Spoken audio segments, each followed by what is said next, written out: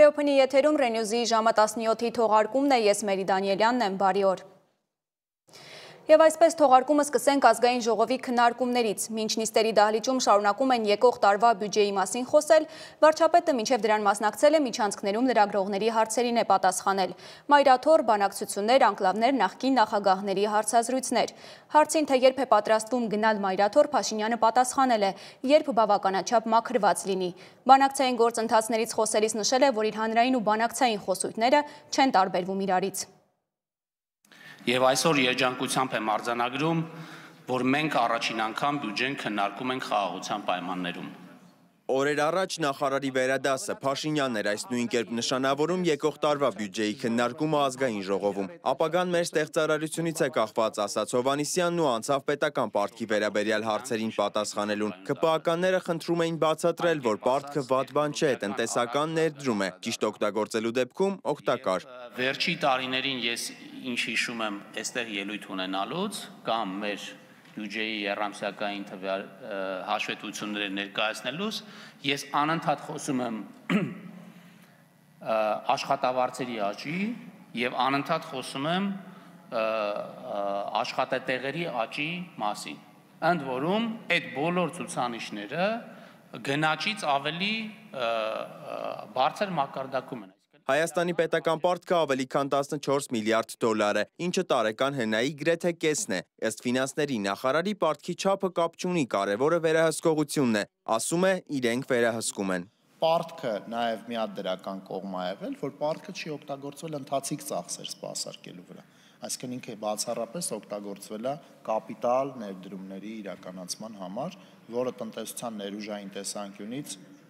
կշիռը 50%-ին մոտ է։ Այս ընթացքում միջանցքում լրագրողների հետ խոսում էր Նիկոլ Փաշինյանը, պատասխանելով ամենակննարկվող թեմաների վերաբերյալ հարցերին։ Կարեն Կարապետյանը իրեն փոխվարչապետի պաշտոն առաջարկել է, ինչպես պնդում էր երրորդ նախագահը։ Հիմա պատմեմ, թե ինչ է եղել Կարեն Կարապետյանի եւ իմ խոսակցությունը։ Խոսակցությունը եղել է հետեւյալի մասին, որ Կարեն Կարապետյանը ըստ էության ակնարկել է, ուղիղ չի ասել, բայց ակնարկել է ենթատեքստերով։ Եթե ինքը հերքի ես դա կհասկանամ, որովհետև ուղիղ չի եղել խոսակցությունը եղել է ենթատեքստերով, որ իրանք ինձ ազատեն, մեզ ազատեն եւ հեղափոխությունը, այսպես ասած, հեղափոխությունը դուրս գա օրակարգից եւ մենք ինչ որ ձևով Կարեն Կարապետյանը պատրաստակամություն է հայտնել, որ ինքը որպես բոլորի կողմից ընդունելի տեխնացու ստանձնի իշխանություն։ Ես ասել եմ, դա ընդունելի չի ինձ համար եւ Սերժ Սարգսյանը պետք է հեռանա։ 2018 թվականն էր մտովի վերադարձել Նիկոլ Փաշինյանը իրեն հայտնի փաստերը ներկայացնելու։ Ասում է, որ Կարեն Կարապետյանը մի քանի առաջարկով է եկել իր մոտ ու մերժվել։ Մերժվել են նաև ԵՄ դեսպանները, որոնք իրեն օգնելու պատրաստակամություն են հայտնել այդ օրերին։ Փաշինյանը խոսեց նաև պատարակներին մասնակցելու մասին։ Նշեց, թե որ դեպքում Մայրաթոր կգնա։ Իհարկե գնալ ենք Մայրաթոր դա։ Երբ որ բավարար չափով մաքրված կզգամ ինձ այն ժամանակ։ Անկլավների ճակատագրի մասին խոսակցություններ եւս եղան, ասում է նույնիսկ եթե ոչ հանրաքվեով, բայց դրանց ճակատագիրը ժողովուրդն է որոշելու, թե ինչպես չի մանրամասնում։ Որևէ մեկը չի կարող այդ սցենարի գնալ առանց Հայաստանի Հանրապետության ժողովրդի կամքի արտահայտման։ Ես ուզում եմ, եթե խոսքը գնա դրա մասին, եթե խոսք գնա տարածքի փոխանակման մասին, դա հստակ է, որ առանց Հայաստանի Հանրապետության քաղաքացիների դիրքորոշման դա հնարավոր չի անել։ Ընդ որում իրավաբանների գնահատականն է այս պահի դրությամբ։ Ադրբեջանի հետ բանակցության սեղանի շուրջ արտահայտածն իր հրապարակային խոսույթին չի հակասում, ասում է վարչապետը, իսկ Ադրբեջանի արտգործնախարարի հայտարարության մասով ասում է, ճիշտ չէ բանը, որ խոսքին հղում անել է։ Հիշեցնեմ, Ջեյհուն Բայրամովը նշել էր, որ Նիկոլ Փաշինյանը Ալիևի հետ հանդիպմանը խոսելով Ղարաբաղի խնդիրը լուծելու մասին հարցրել էր. ուզում եք ինձ սպանեն։ Վարչապետ Փաշինյանն ասում է, Բայրամովն այդ ժամանակ նույնիսկ դեռ արտգործնախարար չէր։ Սիմոն Հովհաննիսյան, Ռիոփն մեդիա։ Իդեպ Բայրամովը իր վերջին հարցազրույցում անդրադարձել էր նաև պաշտպանության նախկին նախարար Դավիթ Տոնոյանի պատերազմից առաջ արած հայտարարություններին ու դրանք անվանել սադրիչ։ Այսօր News-ը խոսել նախկին նախարարի հետ, լսել նրա կարծիքը 44-օրյա պատերազմի մասին։ Տոնոյանը չի ցանկացել մեկնաբանել երկրորդ եւ երրորդ նախագահներին, որոնք իրենց վերջին հարցազրույցների ժամանակ ասել էին, թե Հայաստանի իշխանությունները իրենց գործողություններով, մասնավորապես բանակցային վերջին առաջարկները մերժելով նպաստել են պատերազմին։ Նախկին նախարարը պատերազմի մասին գնահատականներ չի տվել, ասել է, որ նախ կցանկանար ծանոթանալ ազգային ժողովի քննիչ հանձնաժողովի զեկույցին։ 44-օրյայի հետ կապված ես կարող եմ շատ հստակ մեկ բանի գնահատական տալ, որ հանրության շրջանակներում երկու խնդրի վերաբերյալ, երկու ասացի վերաբերյալ կամ դիրքորոշման վերաբերյալ զինված ուժերի պաշտպանության նախարարության շատ խառը պատկերացումներ կար, երբ որ ասվում էր պետք է կանգնացնել պատերազմական գործողությունները եւ կար մոտեցում, որ պետք է ամեն գնով կանգնացնել։ Կարծում եմ տարբերությունը կա, չէ՞, այդ ամեն ինչի։ Եվ ըստ դրա որոշումները կայացվել են։ Չի հանդարտվում եկեղեցի պետություն հակամարտությունը։ Փաստաբան Արա Զոհրաբյանն է հայտնել, թե Մայրաթորից եւ Արագածոտնի թեմից 8 հոգեվորականի կանչել են քննչական կոմիտե։ Նրա խոսքով եկեղեցականները կոմիտեը կներկայանան Նաթան Սրբազանին առնչվող ձայնագրության հետ կապված վկայի կարգավիճակով։ Հիշեցնեմ, նախորդ ամիս իշխանամերձ ԶԼՄ-ները ձայնագրություն տարածեցին, ըստ որի Գարեգին II նախկին գավազանակիրը Նաթան arczepiskopos-ի հետ զրույցում դժգոհում է, թե կաթողիկոսը ստիպում է իրեն ընտանիքով մասնակցել հակաիշխանական ցույցերի։ Վրաց ադրբեջանական սահմանին կործանված թուրքական ռազմական օդանավը վթարից առաջ աղետի ազդանշաններ չի ուղարկել։ Ադրբեջանական ապագործակալությունը հայտնում է, որ ինքնաթիռում պայթուցիկ նյութեր կամ սարքեր չեն եղել, միայն F-16 ինքնաթիռի պահեստամասեր։ Ավիավթարի հետևանքով զոհվել են օդանավում գտնվող բոլոր 20 զինվորականները, որոնցից ոչ բոլորի մարմիններն են գտել։ Օդանավը Գենջայից մեկնում էր Թուրքիա։ Ըստ տարածվող տեղեկությունների տեղափոխելով նոյեմբերի 9-ին Բաքվում ռազմական շքերթի մասնակից թուրք զինվորականներին։ Այլ հետաքրքիր մանրամասներ եւս պարզվել են։ Մոնիկա Հայրոյանն է պատմում։ Տղաս շեհիդ դարձավ։ Սիրտներս ցավում է, բայց այս հայրենիքի համար ես էլ կգնամ պատերազմեմ, շեհիդ կդառնամ։ Նախորդին կործանված թուրքական ինքնաթիռի 20 զոհերից մեկի հայրն է։ Տղային համարում է շեհիդ, հանուն հայրենիքի զոհված։ Թեև ռազմական ինքնաթիռի անսպասելի կործանումն է մահվան պատճառ դարձել։ Ադրբեջանցի մի փորձագետ իր վարկածն է առաջ քաշել Թուրքիայի ռազմաօդային ուժերին պատկանող C-130 Հերկուլես ինքնաթիռի կործանման վերաբերյալ։ Անուղղակի կերպով Աբուզեր Աբիլովը միջադեպը կապել է Գյումրու ռուսական 102-րդ բազայի հետ։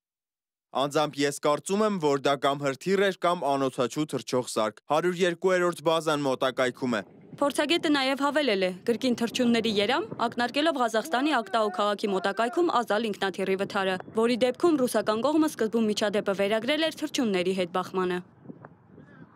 Օդանավում գտնվող բոլոր 20 զինծառայողները, որոնք հետ էին գնում հայրենիք Ադրբեջանի ռազմաշքերթին մասնակցելուց հետո, զոհվել են։ Նրանցից 18-ի մարմինն արդեն հայտնաբերվել է։ Օդային տրանսպորտում կային նաև F-16 կործանիչի պահեստամասեր։ Այսօր խորը վշտով տեղեկացանք, որ C-130 ռազմական ինքնաթիռը, որն Ադրբեջանից մեր երկիր էր ուղևորվում, վթարի է ենթարկվել։ Աստված ողորմի մեր նահատակներին։ Դեպքը տեղի է ունեցել Վրաստանի Սիղնաղիի տարածքում, Ադրբեջանի հետ պետական սահմանից մոտ 5 կիլոմետր հեռավորության վրա։ Այս առթիվ հարուցվել է քրեական գործ։ Աղետի լուրին առաջիններից է արձագանքել Ադրբեջանի նախագահ Իլհամ Ալիևը։ Մենք խորապես ցնցված ենք Գյանջայից թռիչք իրականացնող Թուրքիայի ռազմաօդային ուժերի ռազմական տրանսպորտային ինքնաթիռի վթարի հետևանքով զինծառայողների մահվան լուրից։ Այս դժվարին պահին կիսում եմ ձեր վիշտը։ Ադրբեջանական լրատվամիջոցները հղում անելով անանուն աղբյուրների նշել են, որ ինքնաթիռի բեկորների վրա արտաքին միջամտության կամ խոցման հետքեր չեն հայտնաբերվել, ինչը կարող է վկայել տեխնիկական անսարքության կամ մարդկային գործոնի մասին։ Միևնույն ժամանակ թուրքական Թուրքիա պարբերականը չի բացառել, որ աղետը կարող էր տեղի ունենալ արտաքին ազդեցության հետևանքով։ Ըստ պարբերականի վերլուծության այն փաստը, որ ինքնաթիռը հավանաբար մասնատվել է դեռևս օդում, իսկ անձնակազմը չի հասցրել աղետի ազդանշան ուղարկել, կարող է վկայել կամ հանկարծակի պայթյունի կամ արտաքին հարվածի մասին։ Հայտնաբերվել են օդանավի սև արկղերը, որոնք կարող են լույս սփռել վթարի պատճառների վրա։ Կործանված C-130 Հերկուլեսը ամերիկյան արտադրության հուսալի ռազմատրանսպորտային օդանավ է, որը գտնվում է աշխարհի բազմաթիվ երկրների, այդ թվում Թուրքիայի զինված ուժերի սպառազինության մեջ եւ նախատեսված է զորքերի ու ռազմական բեռների տեղափոխման համար։ Իդեպ 2020 թվականի Արցախյան պատերազմի ընթացքում Ադրբեջանը Թուրքիայի աջակցությամբ սիրիացի վարձկանների է ներգրավել ռազմական գործողություններին։ Այդ վարձկանների տեղափոխման համար ըստ առկա տեղեկությունների օգտագործվել են թուրքական ռազմատրանսպորտային C-130 Հերկուլես օդանավերը։ Մոնիկա Հայրոյան, Reopen Media։ Թուրքիայի տրանսպորտի նախարար Ուրալօղլուն հայտարարել է, թե սկսվել են այսպես կոչված Զանգեզուրի միջանցքի հետ կապված աշխատանքները, որը Թուրքիան կվերածի լոգիստիկ կենտրոնի։ Ըստ նրա, միջանցքի եւ հայ-թուրքական սահմանի Ալիջան անցակետի նախագծերը վերաիմաստավորելու են Թուրքիայի դերը տարածաշրջանային առևտրային ցանցում։ Ուրալօղլուն տեղեկացրել է, որ սկսվել են Հայաստանի հետ սահմանին գտնվող Թուրքիայի Ալիջանի սահմանային անցակետի նախապատրաստական աշխատանքները։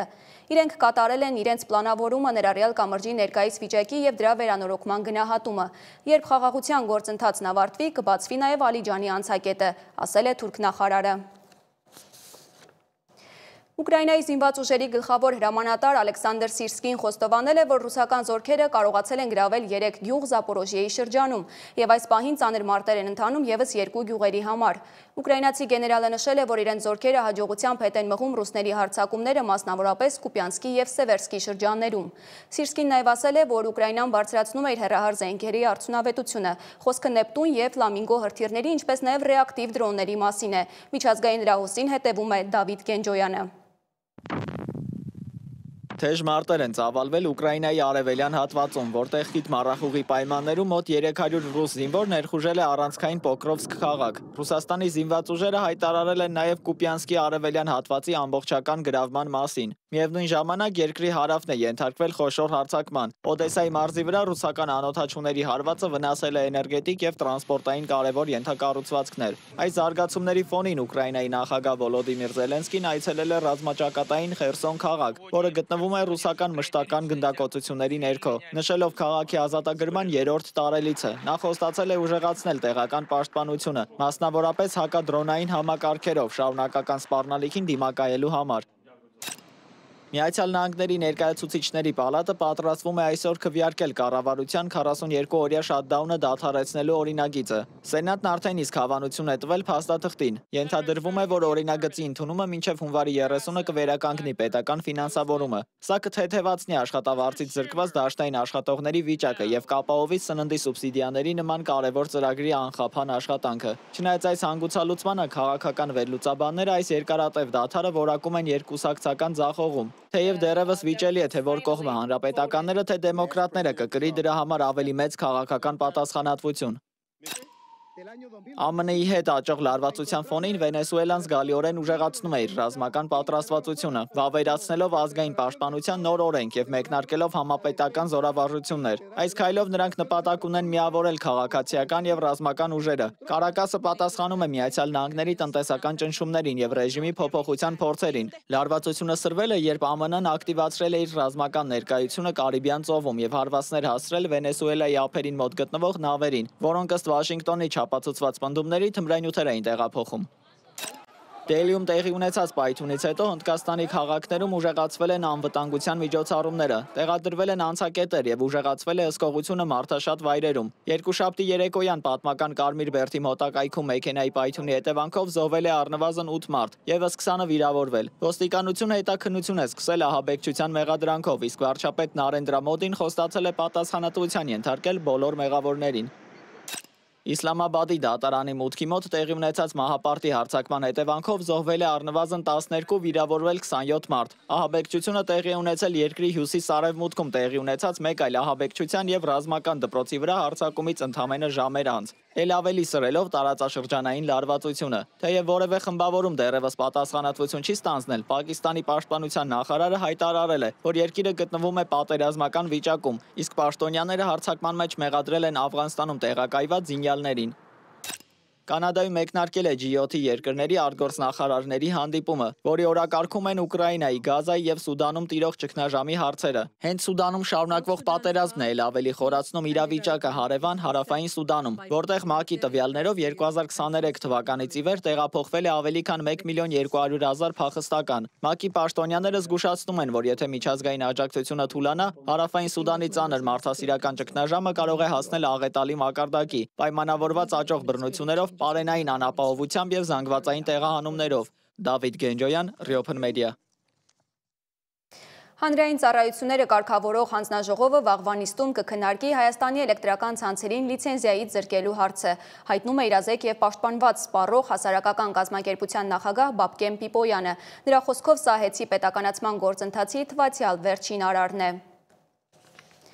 Երևանում ավարտված բռնցքամարտի մինչև 23 տարեկանների և երիտասարդների Եվրոպայի առաջնություններում Հայաստանի հավաքականները նվաճել են ընդհանուր առմամբ 39 մեդալ, 7 ոսկե, 17 արծաթե և 15 բրոնզե։ Մեր հավաքականը թիմային հաշվարկում զբաղեցրել է երկրորդ տեղը։ Հայաստանի ներկայացուցիչ Հարություն Հակոբ արժանացել է 2025 թվականի լավագույն մարզիկի մրցանակին։ Նա, հիշեցնեմ, նշանավոր բռնցքամարտիկ Իսրայել Հակոբկոխյանի որդին է։ Այժմի համար այսքանը, լուրերի մեր գլխավոր թողարկումը ժամը 20-ին է, բաց չթողնեք։